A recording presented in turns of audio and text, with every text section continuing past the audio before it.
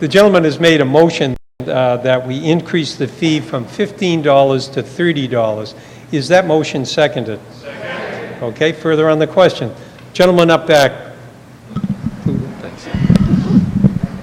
Don't we already have a late fee? That is to say, if you're late on your tax bill, you pay, 1% a month or some percentage per month. We already have that in place, do we not? And now we're having a demand fee on top of that. So we have a late fee and a demand fee. Do we have a late fee and a demand fee here? Mr. Natale, there is currently an interest charge on all tax bills that are calculated if they're delinquent. That's separate and distinct from the demand fee, which is a processing charge. Right, so we have now a late fee of, I'm informed, of 14% per annum, right? And now we're going to have a demand fee on top of that? That's correct. If How you vote- about a little jail time also, maybe a week or two at Attica? Well, all I can say is that Mass General Law does put this forward to the local municipalities in which they can, vote whatever their pleasure is, and that's democracy in action, so here we are. Thank you. Chair recognizes Mr. Haley.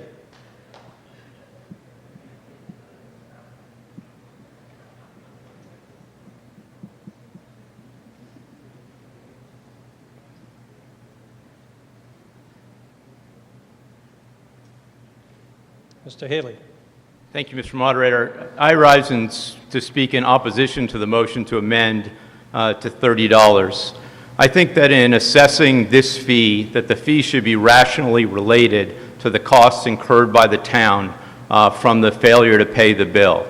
I think from the comments that Ms. Lannon made and Ms. Tracy, it's clear that $15 probably estimates, indeed probably overestimates, what the actual costs are incurred to the town as a result of someone's failure to pay that bill.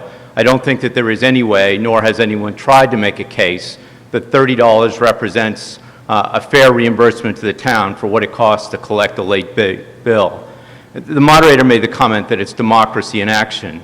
I'm sure that the result of democracy in action is that tonight, when we could all use the $75,000, and nobody wants to stand up and say, I always pay my bills late and I hate paying the $30, that there aren't too many votes to support those who don't pay their bills. But we find ourselves in the midst of very difficult economic times, maybe not for all of us, but certainly for some of us. And I think that the power to tax, to assess a fee, is an enormous power of the state and of the town. And that when we exercise that power, we ought to do it with all due and appropriate caution, and not just do it because we can. I don't think that it is a matter of amusement to the people who need to pay those fees, nor do I think it is appropriate for the town, or us as a town meeting, to just go ahead and vote it because we can. I think those are the very things that we don't do, and that the fee here should be appropriately related to the costs incurred by the town. That would limit the fee to no more than $15. And for those reasons, I would oppose the amendment and ask you to join me in that opposition. Further on the question.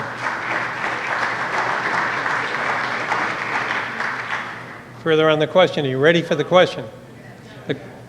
Yes, sir. The gentleman that's shaking his head back and forth. Yes, sir. Yes, I generally disagree with Mr. Haley on a lot of things, but in this case, I totally agree with him. When I first moved to Winchester, I was not getting my mail. In fact, even recently, I almost got charged a huge fee by my credit card company because I looked at my checkbook and said, I haven't gotten my bill from my credit card company this month. And I called them, and luckily it was 2 days before it was due, and I still, to this day, haven't received the bill, but I managed an electronic transfer and I avoided all kinds of fees. When I first moved to Winchester, I did not get my water bill, and my water bill was less than $20, but I didn't get it. And when I saw that fluorescent yellow package, you can guarantee I paid it immediately. So you have to think of the other side of the issue, not the people who intentionally don't pay them, the people who, for whatever reason, they might be in the hospital, they might be on vacation, they might be having family or personal issues. So let's be reasonable. I agree totally with Mr. Haley. Okay, you ready for the question, ladies and gentlemen? The question is, there's a motion to amend changing the $15 to $20, to $30. Oh, geez, sorry. 15 to 30. All those in favor of that increase, please say aye. Aye. Opposed? No. I would say the noes have it. Thank you very much. That takes us to the main motion, which is to raise the fee to $15. All those in favor of the main motion, please say aye. Aye. Opposed? No. The ayes have it, motion carries. That brings us to Article 5, to see if the town will vote to lower the amount of free cash voted. What? Excuse me?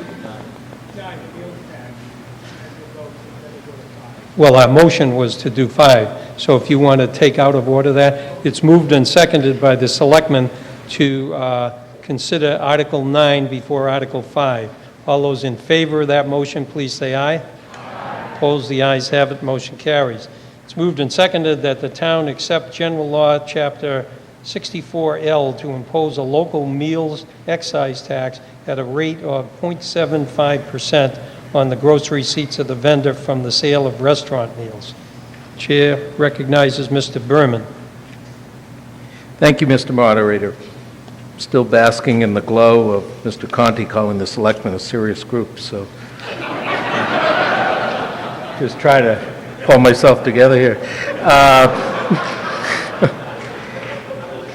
So I rise tonight to ask for your approval of an increase, a local option tax to increase the tax on meals, prepared foods, from the current 6.25% to 7%.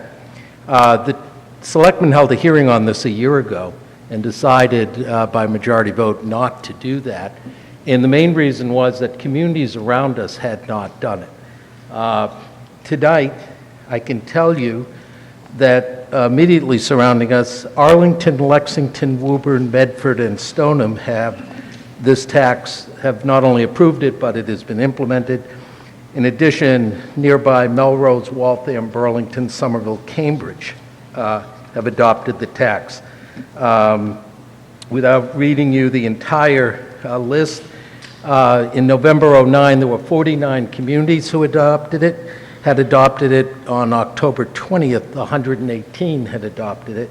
Amongst them, Arlington, Belmont, Brookline, Burlington, Cambridge, Concord, Dedham, Everett, Lexington, Medford, Melrose, Needham, North Reading, Reading, Somerville, Stoneham, Wakefield, Waltham, Watertown, Wellesley, Woburn. If you had a $50 meal today, you would pay $53.13. If you pass this, you would pay $53.50. If you have a meal in the state of New Hampshire, you will pay a 9% meals tax. If you have a meal in the state of Rhode Island, you'll have an 8% meals tax.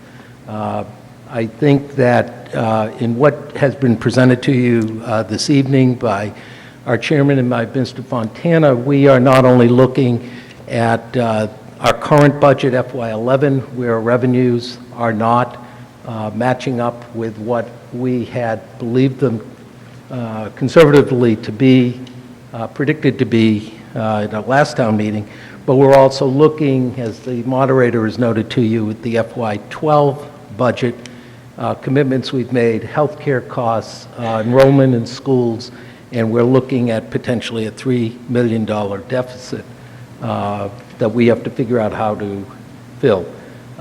This spending is discretionary. We're talking about on a $10 pizza, 7.5 cents. Somebody referred to it earlier that we're at this point, to keep the food analogies going, a donut town, that we have all the other towns around us have already passed this, so I would urge your favorable action on this. Thank you. Hey, we have a recommendation from the Finance Committee. The Finance Committee recommends favorable action on this. Again, it's not our favorite thing to do, but as the selectmen have pointed out, and I pointed out earlier, we now find ourselves alone, and we haven't noticed that the restaurants have been driven up in business by everybody fleeing those other towns. So it seems like a decent idea, and it will cover what is roughly or approaching half of the shortfall we find ourselves in this year. Thank you, sir. Further on the question. Way up back, Mr. Conti, and then the gentleman behind me. Thank you, Mr. Moderator. I wouldn't want the selectmen to get too excited about my opinion of this august body, but you know, we heard the planning board tell us how we need to do something to encourage business in Winchester. And granted, this is a small matter, as the selectmen have rightly pointed out to us, but a small but significant matter that we could show a little distinction in the town of Winchester to encourage the small number of restaurants. We have a handful of restaurants in Winchester. Something to differentiate them from all the surrounding communities. Give the diners a break and let them pay at the lower rate rather than just conforming to the multitude of towns around us. So I ask that we vote no on this proposal. Okay. The gentleman on your right, Mr. Conti, yes, I recognize you, sir. Thank you, Mr. Moderator. My concern about this, actually I've got three concerns. First, is this a fair tax? And to echo Mr. Haley's comments on the last article, I mean, is this merely a tax because we can? If we could connect this money to some increased demand on town services by restaurants, sure, but this just seems to be raising taxes because we can. But if fairness doesn't echo with you, how about a fiscal argument?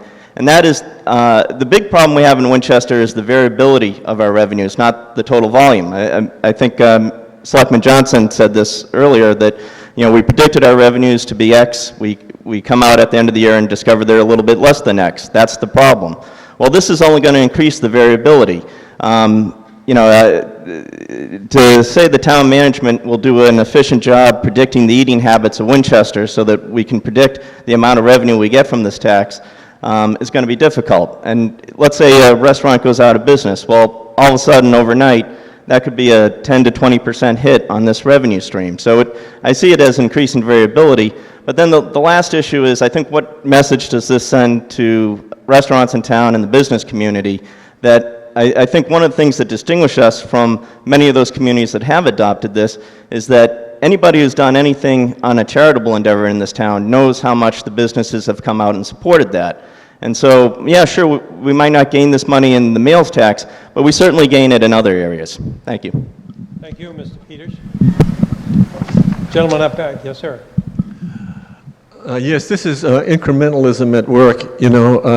I have the article from the Star a couple of weeks ago where the meals tax was debated by the selectmen, and there seems to be a sentiment among the Board of Selectmen, Selectman O'Connor not included, but among the selectmen and our representative Jason Lewis, who favor a meals tax. Well, I promise you, if you do this, I, for one, will go to a town where there is no meal tax.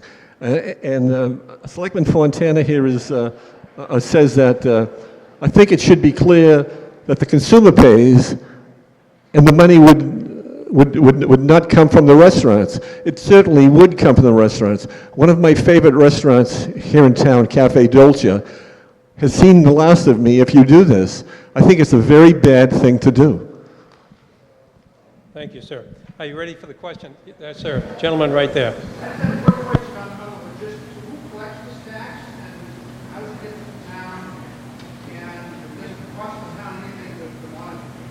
Right. The Department of Revenue collects this tax and turns it over to our tax collector, I believe, on a quarterly basis. And you had a second question? No. No. Are you ready for the question, ladies and gentlemen? The question comes on Article 9, whether or not to accept a local meals excise tax at a rate of 0.75%. All those in favor, please say aye. Aye. Opposed? No. I'd say all of the eaters are over this side, but I think the ayes have it unless we have the necessary number of people rise. We'll do a count. Seeing nobody, we only one person wants to do a count. All right. All those in favor, please rise, and the tellers will count. This is for the tax.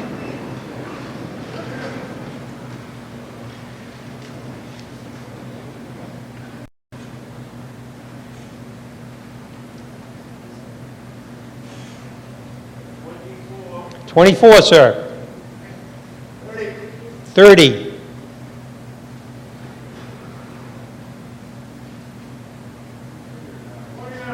49. 29. 37. All those opposed, please rise.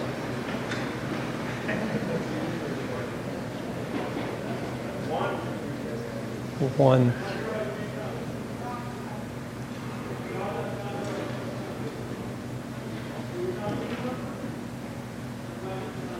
You have to be in front of the aisle. If you're a town meeting member, you cannot vote from the balcony.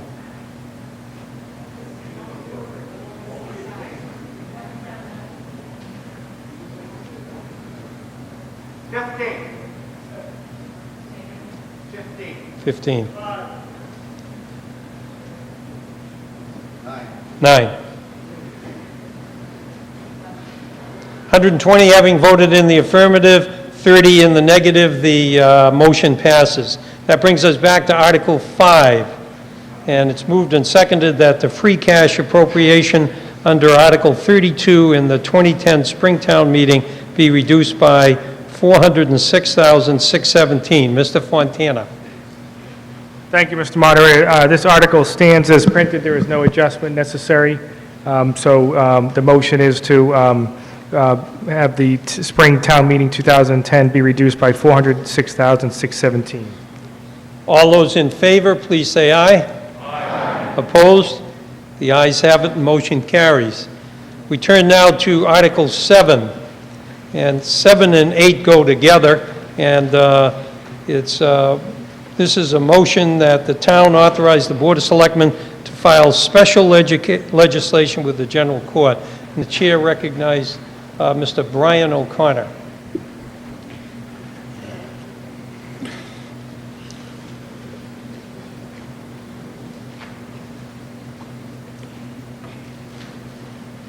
Okay. Good evening. Thank you, Mr. Chairman. I just want to get to the purpose of this article before I give you some of the details. The purpose of this proposal is have the town meeting request the Massachusetts legislature to adopt special legislation so no further principal payments will be required on bonds issued by the town to fund prior purchase of the Right Lock Farm for a 10-year period beginning July 16th of 2007. Presently, under the existing statute principle, payments must be commenced no later than the first maturity after the second anniversary of the borrowing bands may be issued for up to a 5-year period. The town was required to make the first principal payment back in July of 2010 for the amount of $480,000.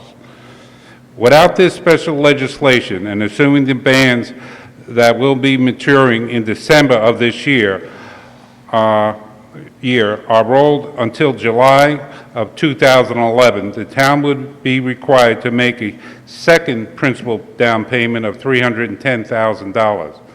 It is estimated that the FY12 impact of the interest and principal paid down to the taxpayers would be $360,000.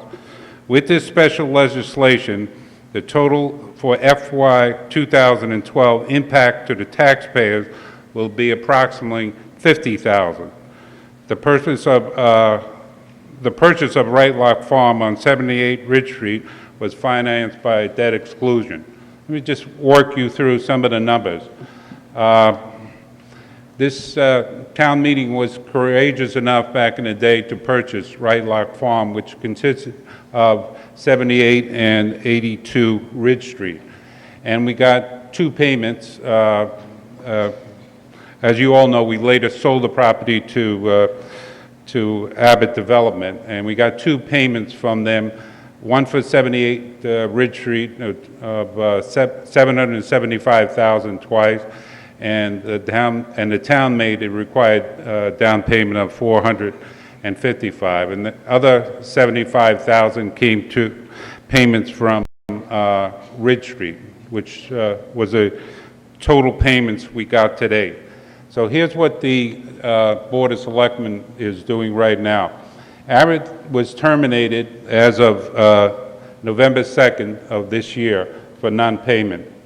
The board right now is performing a cost-benefit analysis to decide next steps to what to do with the property. Current state laws, as I mentioned, limits bans to 5 years and requires principal payments after 2 years. Special legislation allows the town to ban projects up to 10 years with no additional principal down payment. So the swing for the town taxpayers, until we decide what to do with the property, is somewhere in the neighborhood of paying $400,000 to paying just the interest of $50,000. And if I may go into Article 8, which is in your packet, it requests the town meeting members to either appropriate $56,815 for interest payments due in connection with the bans during December 30th, 2010, or transfer this amount from a special account created by the town to receive this amount. If and when Abbott makes payments to the town of this amount as per the obligation under the purchase and sale agreement. So this is the sequence of events, and this is the avenue that we want the town meeting members to vote positively on tonight. I have town council here and other folks to answer any questions if you have some. Here we have a recommendation from the Finance Committee. The Finance Committee recommends favorable action on this. It grants the town a fair amount of flexibility on how to deal with the Right Lock Farm moving forward and keeps the overall capital expenses off of the town's tax rolls. Further on the question, yes, sir. Mr. Parkhurst. Coming down, Steve.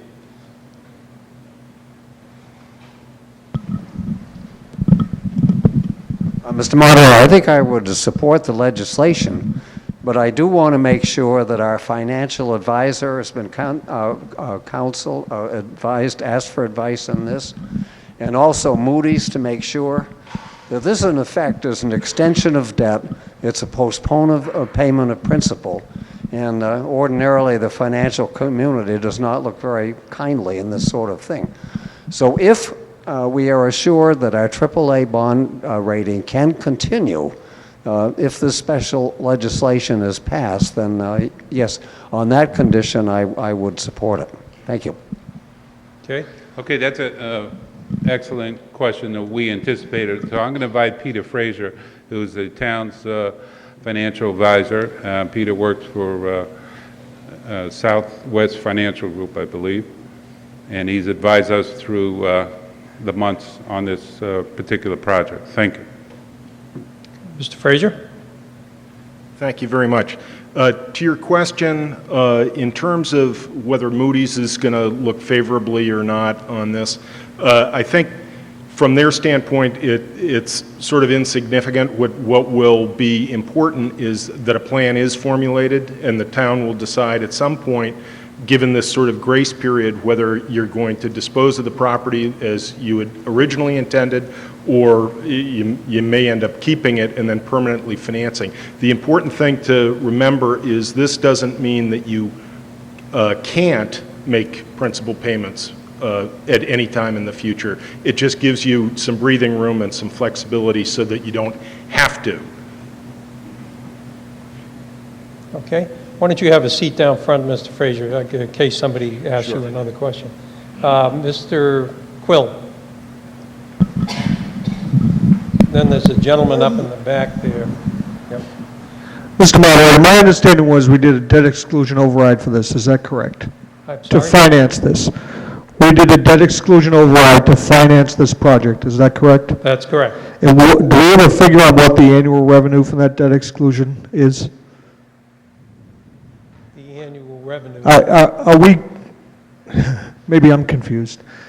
What, Let me try this just to see, because the town bought this property, and in order to buy that property, they borrowed in anticipation of putting a bond out there, they borrowed, say, $12 million. Right. And then, so that money is owed. The intention was we would just pay interest in these bond anticipation notes until we got the money from Abbott. So when Abbott gives us 13 million or whatever it is, we would take that 12 million and we would essentially get a bond, actually issue a bond, and then the town would start paying principal and interest from that day forward. And so that's the game plan, but when the deal didn't go through, we've already given the 12 million that we got to the people we bought it from, and now we've got this bond anticipation note that we could, if we wanted, just bond it and then start paying principal and interest, but they're not ready to do that. Mr. Keaveney, would you like to add to that? Thank you, Mr. Moderator. I think the question was how much Hamilton Farms has on the debt exclusion for the revenue for 2011. That number is $580,500 for Hamilton Farms. $580,500. Mr. Conti, and then the gentleman in the back row. Thank you, Mr. Moderator. I certainly favor the proposal before us, but I wonder if we could have a little elaboration on how exactly we got to the position that we're in. My recollection is back in 2007, the real estate market was pretty hot, and there was our anticipation that Abbott would go through with this deal and we'd get our 13.2 or 4 million, whatever it was, and not be in the position that we're in today. However, there were certain permitting requirements that delayed the closing on this property, if I recall, and I wonder if the selectmen could explain to us why it took so long to get that permitting, such that we all know what happened to the real estate market in 2008 and 2009. It went south, and as a result, Abbott ended up defaulting. But had we been able to secure the permitting in a reasonable period of time, we might not be having this conversation today. And I wonder if we could have some explanation of how we got to where we are today, and whether or not the town's convoluted permitting process bears any responsibility for this predicament that we're currently in. Mr. Wells, Town Council is going to respond Thank you, to sir. The beginning of the permitting exercise began with the signing of the purchase-sale agreement between the town and Abbott in November of '07. The first step then was to go to the planning board for a comprehensive plan, which was done in a timely manner, and then it went to the Board of Zoning Appeals, which again acted in a timely manner. By the time all appeals had expired, we were in the vicinity of September of '09.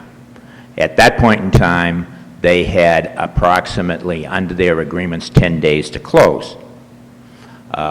Instead, they sought an extension, which took us initially to late October of '09, at which point they told us that the market had changed. Their REIT was unable to either provide their funding, this is their real estate investment trust, this is in November of '09, provide the funding, or it was unwilling or unable to put up the next $800,000. Ultimately, an extension was negotiated to June of this year, June 1, and they paid additional monies to carry the property. On June 1, they announced that their second investor, Divvy West, had defaulted on them, and they asked to go to July 20th, and again, the board signed agreements with them to extend to July 20th.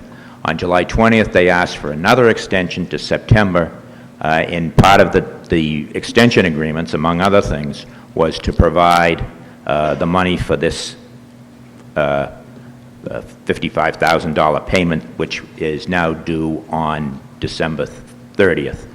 I do not believe that the timing of the permitting was unusual based upon my 40-odd years of real estate experience.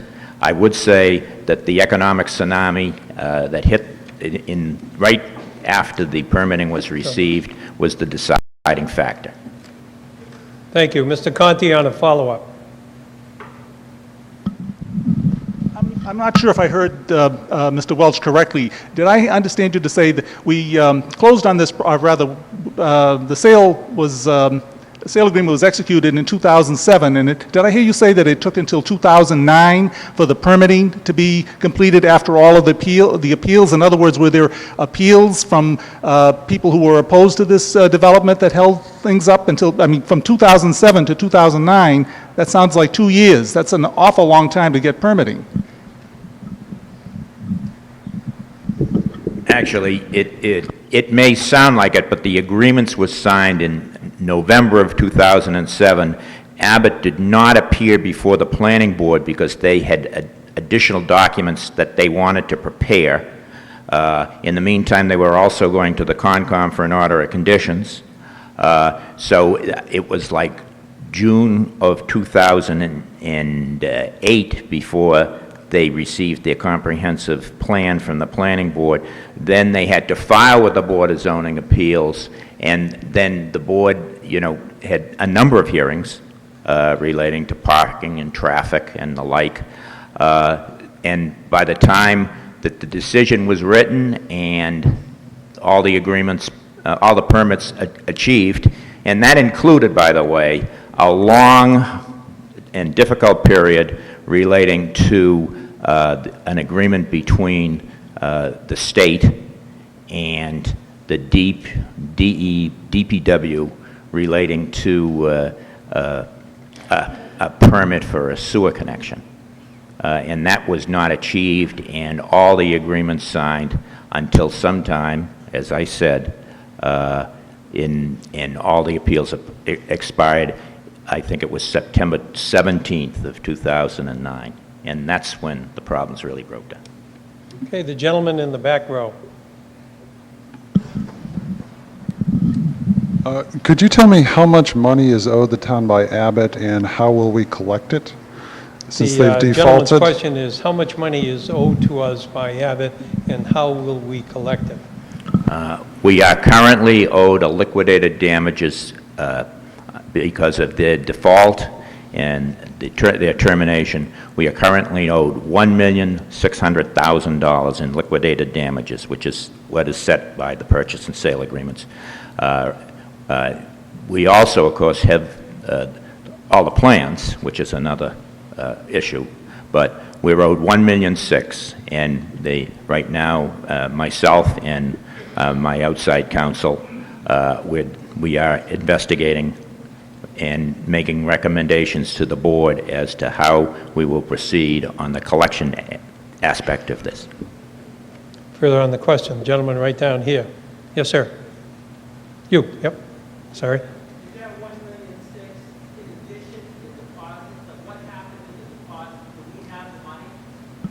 Gentleman's question is that in addition to the deposit, do we have the money? We have received, and I believe was returned to the general fund after the payments were made of the bonds, and you can see the payments on Selectman O'Connor's slides. We received $1,655,000, which was used for principal payments. So yes, we have received hard cash of $1,655,000, and based upon my conversations and my examination of all the documents and the parallel examination of special counsel who assisted the town in drawing the documents and reviewing all the extensions, we are very comfortable that that money is ours. Okay, you ready for the question, ladies and gentlemen? Okay, the question comes on Article 7, to see if the town will authorize the Board of Selectmen to file special legislation an act governing the issuance of temporary loans by the town of Winchester. Majority vote required. All those in favor, please say aye. Aye. Opposed? Chair declares it unanimous. The motion passes. Article 8, to see if the town will vote to raise and appropriate funds and transfer from a special revenue account. It's moved and seconded, two motions, that $56,815 be appropriated to supplement the interest on funded debt account 7120. I think that was explained. All those in favor of that motion, please say aye. Opposed, the ayes have it, motion carries. And the final motion in that article, it's moved and seconded that $56,815 be transferred from the Hamilton Farm account to supplement the interest on funded debt account 711020. This is just to move money from an existing account.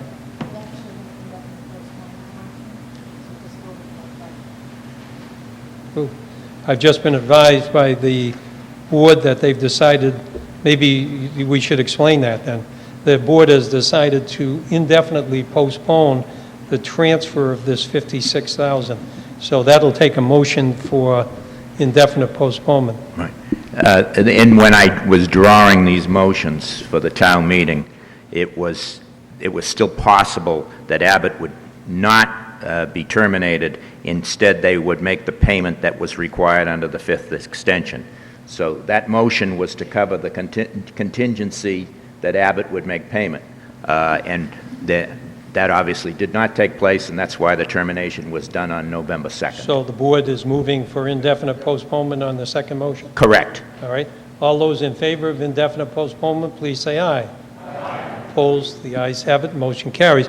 Ladies and gentlemen, that brings us actually to Article 10, and that's the Capital Planning Committee. And I have a sense that this is the normal time we adjourned, right on at 10:30, and the Capital Planning Committee will be the first order of business. And our next meeting will be on Monday, which is the 8th, and it will be right here. So it's moved and seconded that the meeting be adjourned until 7:30 on November 8th. All those in favor, please say aye. Motion carries. Thank you very much, ladies and gentlemen.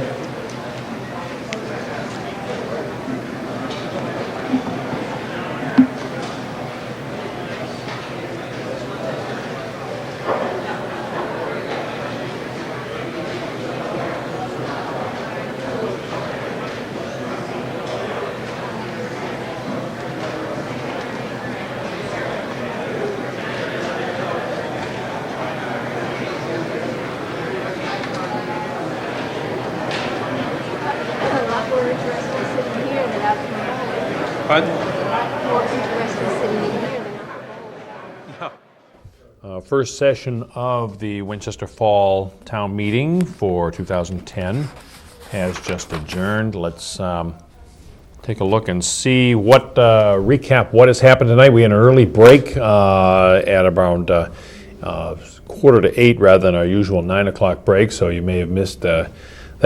We heard on the first part before the recess, we heard from the various chairs of various committees. We heard from the Finance Committee talking about spending a lot of money at this town meeting, and that free cash for the town has dropped for the first time in many years. Board of Selectmen Chairman Tom Howley commented on the need to preserve the town's AAA bond rating, of one of only a handful in the state that keeps the costs for borrowing, for the town's borrowing, very much lower. He's also said that all the unions in the town have dropped their opposition to a unified health care plan, which is going to save the town about $800,000 a year. He revealed that on November 2nd, the Abbott Development Corporation defaulted on their purchase of the Right Lock Farm, and that they hope to go forward with the request for proposals in the spring to find another developer for that. He said there were no increases this year in the water and sewer rates, and that also mentioned the town has saved about $1.4 million in energy costs over the past few years because of conservation efforts, and also spoke about the potential for a solar panel array at the transfer station that would add an additional $50,000 a year in savings. School Committee Chairman Sarah Girardi talked about the successes of the Winchester school community in academics, athletics, creative arts, and the compassionate side. Talked about the visioning project process for the Winchester High School, potential rebuild of the Winchester High School, and talked about the reconstruction of the Vincent Owen School, disability access projects, and the replacement of the Lynch School roof. Mary Ellen Lannon, the acting town manager and town clerk, talked about a shortfall and talked about a free cash transfer error that was made by spring town meeting, and also thanked all the town staff and her family because she's doing double duty over there at Town Hall. Drew Pataro from the Planning Board said the Planning Board was looking to future development, especially of the town center, the rehabilitation of the MBTA train station in the center, and to clean up some errors in the recodification of the zoning bylaw that was passed in April of 2009. After the recess, Article 3, to act upon the request of the Personnel Board, was postponed until November 18th. Then we moved on to Article 6. We heard, these were some budget items, and the proposals were put forward. There were about 8 motions from Selectman Montana, talked about obligations. The effect of obligations that the town, when the town votes, for instance, a 1% increase in a wage, how those obligations flow to continuous years and compound on themselves. He said that expense growth is outstripping revenue growth for the town, and that the Board of Selectmen are working on multi-year strategies. Again, he commented on the AAA bond rating, one of just a very few in the state, and the Selectmen are looking at restructuring and reorganizing opportunities in the town. And after completion of some of these articles and some of this restructuring, they may be looking at the possibility of an override possibly as early as this January. He said reserves must be maintained, the financial reserves of the town, cash reserves of the town must be maintained in the 6 to 10% range, minimum 6%, and these should, to keep the bond rating and not to be used for recurring costs. Again, there were various motions on the budgets. One town meeting member asked about the severance package that was paid to Mel Kleckner, the previous town manager, when his contract was not renewed. Selectman Howley talked about discussed that was, revealed that was a clause in his contract, and it's more or less standard to attract talent to town management. He said that the payment of $112,000 did not actually contribute to the deficit and will be absorbed this year within the town manager's budget, presumably because you have one person doing the town manager's job and the town clerk's job. The moderator said that the town meeting had accidentally over-appropriated $400,000 in the spring town meeting, and that had to come out of reserves. There was a motion after this to put that back in there. These various motions to trim parts of the budget out were to restore that $400,000 back to free cash to keep it at least at the 6% level. And he pointed out also that this AAA bond rating is particularly critical at this moment because the town is probably going to be looking to borrow money to reconstruct the Vincent Owens School, so that could have a substantial financial impact if the bond rating was to be lowered.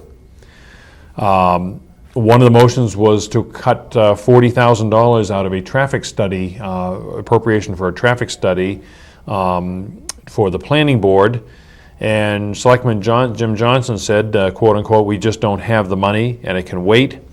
However, the motion to take that out was defeated by a vote of 72 to 83. Town meeting decided to keep that $40,000 and fund the traffic study.